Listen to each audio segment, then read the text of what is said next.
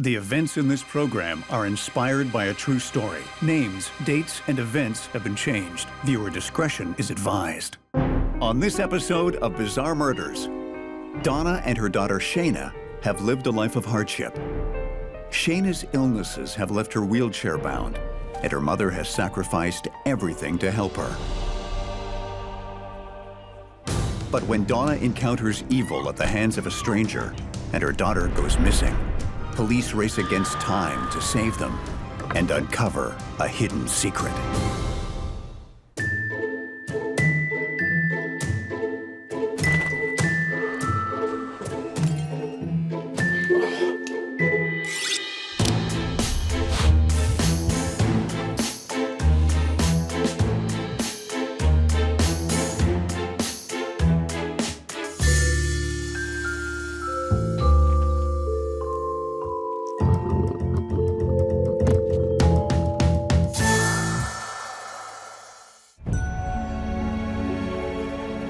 In a quiet, small town, Lana is concerned about her neighbors, 46-year-old Donna, and her severely handicapped teenage daughter, Shaina.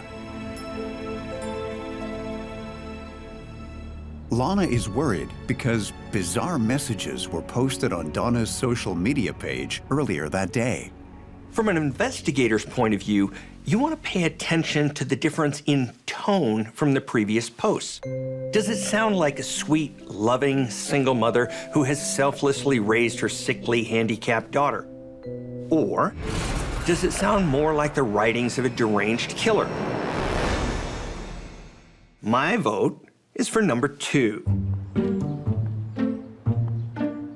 Lana drops by to see what's going on.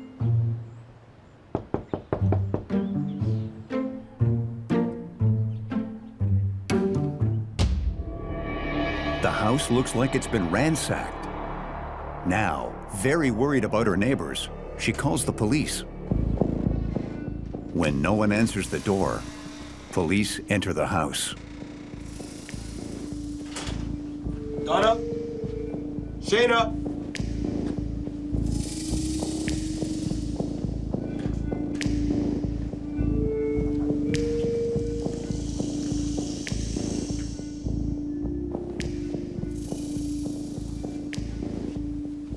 He makes a horrific discovery. It appears that Donna has been bludgeoned to death.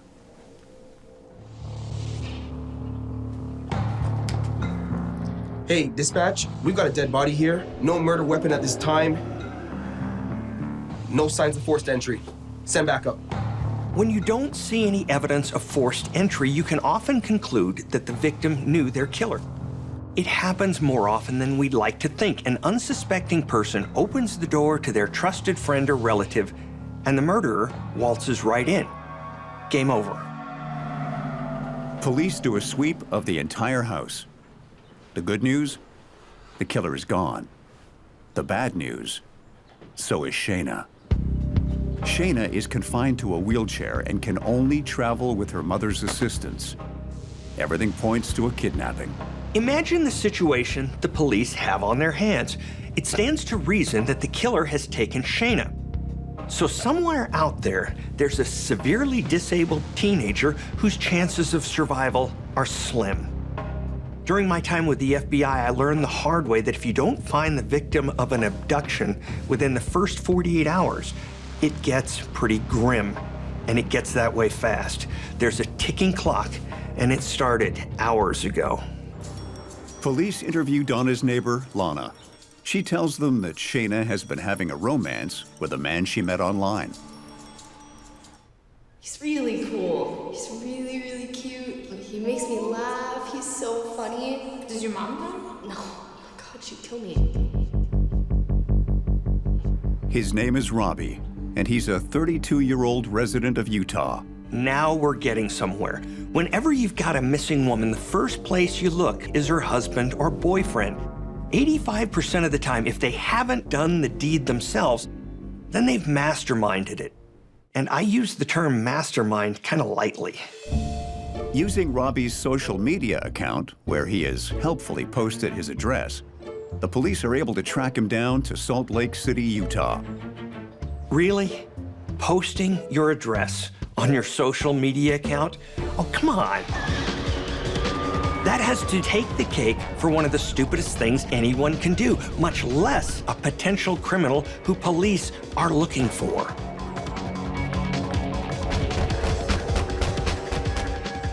They've come prepared for a violent confrontation with a suspected brutal killer. Sorry, I was just in the bathroom. Come in. Who's there? Instead of finding a sickly, disabled Shaina, possibly tied and bound, Shaina? the police find an able-bodied, healthy young woman. Shaina is obviously not kidnapped, nor is she disabled. Someone's got some serious explaining to do. Shaina and Robbie admit they've been having a secret, long-distance love affair. The investigation has taken a bizarre and completely unexpected turn. So now the investigators have to switch lanes, throw their original assumptions out the window, and follow the breadcrumbs. And in this case, it's not a straight line. Shaina, I've got to tell you, your mother's dead. What? She was murdered. No. I'm sorry. No. What? I know it's hard, but I have to ask you if you know anything. Shaina claims to have no idea who would want to hurt her mother. Everyone loved her. Shaina, I was under the impression that you were sick, even in a wheelchair.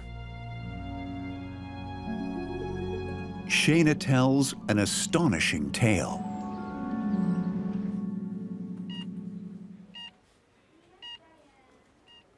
For her whole life, she has been forced by her mother to pretend to be an invalid. Shaina. Mom, I feel fine.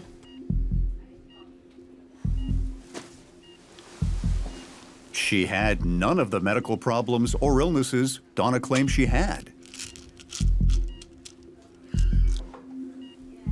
Even her age had been a lie. Most people thought Shaina was 18. In reality, she's 26.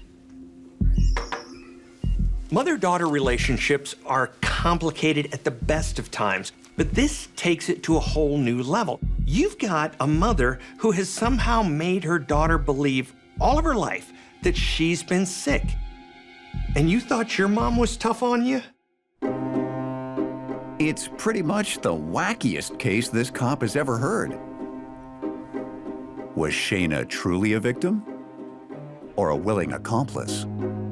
Sometimes criminals hide in plain sight, which can make them even more difficult to catch, and this is especially true of fraudsters like Donna.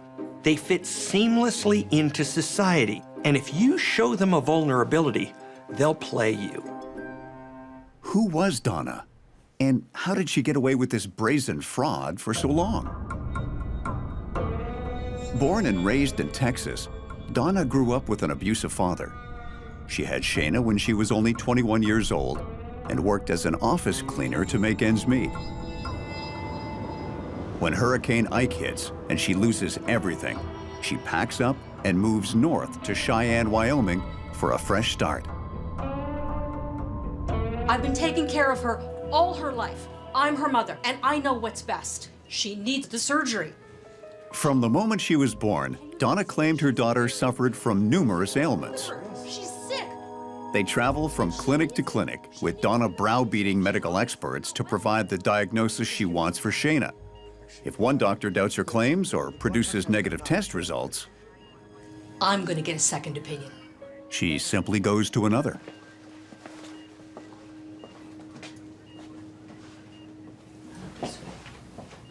Shaina endures many unnecessary surgeries and even has a feeding tube inserted into her stomach. This allows Donna ultimate control. She can monitor what Shaina eats and can administer whatever drug she wants her to take.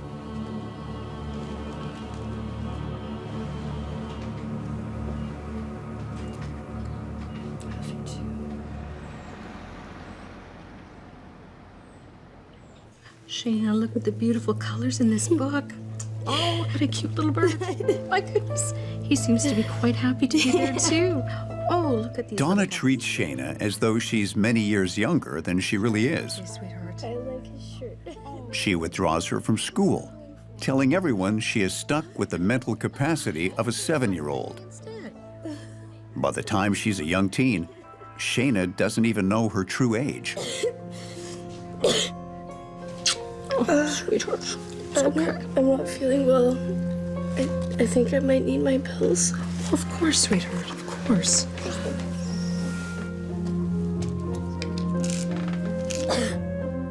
Shaina is, in effect, brainwashed to believe she's an incurable invalid. So the next time you think you've got problems with your own mother, think again. Here's your check. The public eats up the story of a single mom with a severely disabled daughter. I'd just like to thank him. It's been such a difficult time for me, us, and we really appreciate all the love that has gone into assisting Shaina. Being a single mom is hard, but with all the help from everyone, we really appreciate it. Don't we, Shaina? Donna benefits from social assistance and donations. This woman makes Joan Crawford look like a saint. Not only is she making her daughter ill, but she's making a quick and easy buck at the same time. What no one knows is that Donna is exhibiting classic signs of a rare and highly disturbing condition. It's going to be so helpful to us, isn't it, Shaina? Munchausen syndrome by proxy, a disorder in which a spouse or a caregiver fabricates illness in their partner or child. So let me spell it out for you non-believers. Basically, your loved one isn't killing you. They're simply making you sick so that they can get attention. I would do anything for my daughter. It's a controversial concept and not universally accepted by mental health experts. So as an investigator, you've got to wonder, is it deliberate abuse or something that the instigator can't help? Is it a real illness or a way of rationalizing appalling behavior? In my 25 years of law enforcement, I've seen strange motives, but making your daughter believe she's dying so you can get attention, well, that pushes the crazy meter full tilt. Shaina is forced into a life of deception until one day she makes a glorious discovery: the internet. Shaina discovers there's a whole world out there beyond the prison her mother has created for her, and she's determined to explore it. Up until now, Shaina isn't a typical teen. But deprive them of candy and they'll want candy. Deprive them of a social life, you get the picture. Shaina becomes quickly obsessed with the new opportunities presented. Shaina sets up 3 secret social media accounts and communicates with people at night when Donna is asleep. And by people, I mean boys. And by boys, I mean men. Shaina's first attempt at independence takes place at a comic book convention, a rare treat from Donna for her sick daughter. Shaina takes the first chance she can get and ducks out of Donna's view.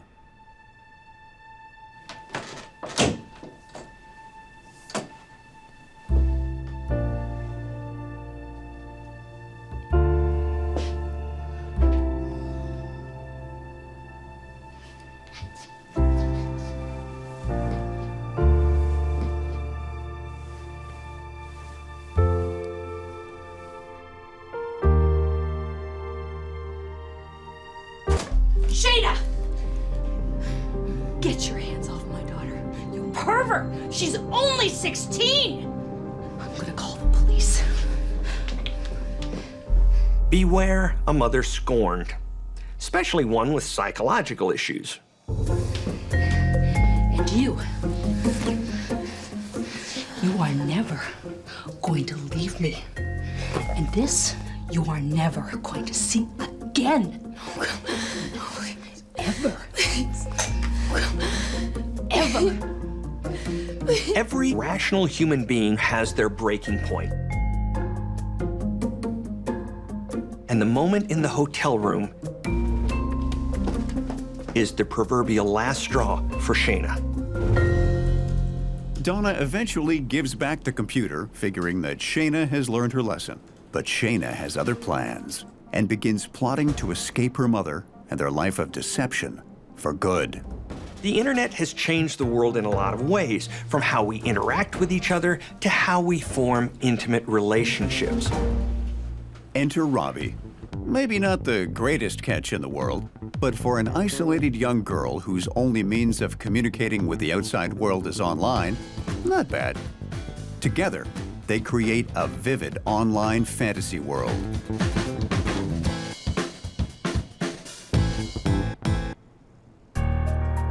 But fantasy soon crosses over to reality, and they start dreaming of a life together. There's only one thing standing in the way of her happily ever after. Mommy dearest. So you might think to yourself, why not just run away? Shaina probably thinks her mother will track her down and destroy her one chance at happiness.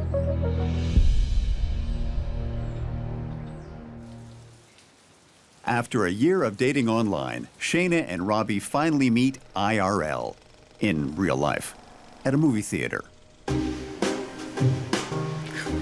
The movie can wait. They find a private spot to consummate their relationship.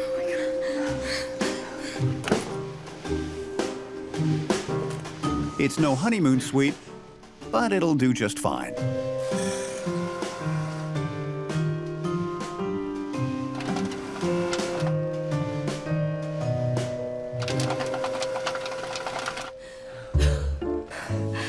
Let's run away together. What?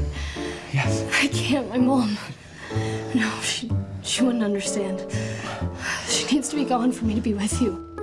Shaina reveals to Robbie her big plan to permanently erase her jailkeeper, AKA her mother, from her life. And she needs Robbie's help. If I had a girlfriend and she told me on our first official date that she wanted to kill her mother, I'd run for the hills. But then again, love can cause people to throw caution to the wind.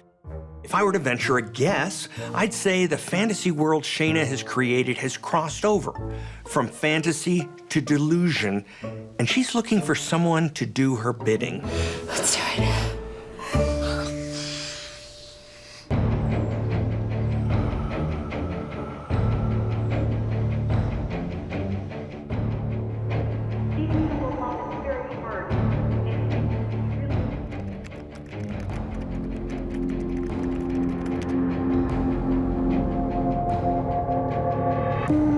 While Donna sleeps like a log,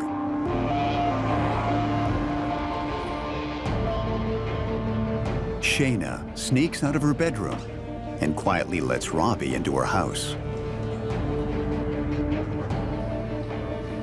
It's perfect. We gotta do this. Are you sure about this? 100%. I've never been more sure about anything. I love you too.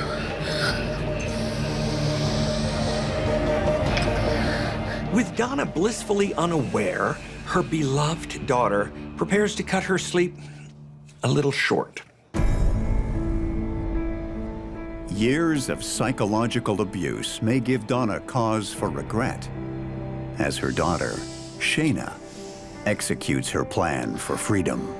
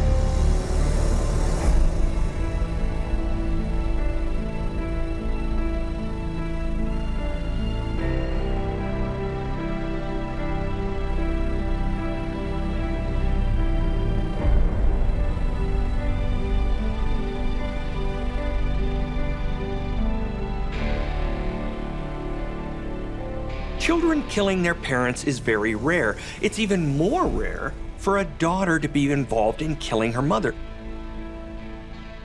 But Shaina is caught in a perfect storm. She lives an isolated life, and she has an unwavering belief that there is no other way out. Once Donna is dead, Shaina takes $3,000 of her mother's money and with Robbie, heads to his home in Salt Lake City, where she's ultimately arrested.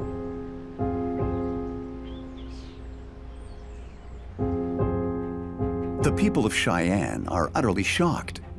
There, on the evening news, is Shaina. Her hands are cuffed behind her back. But more shocking than the murder charge is the fact that she's walking. Although the murder appears premeditated, given the unique nature of her circumstance, Shaina is allowed to plead guilty to second-degree murder. She's sentenced to 15 years in prison. Some are convinced Shaina's intent was pure evil. Others see Shaina as a brainwashed victim who made a desperate bid to free herself from her monstrous mother.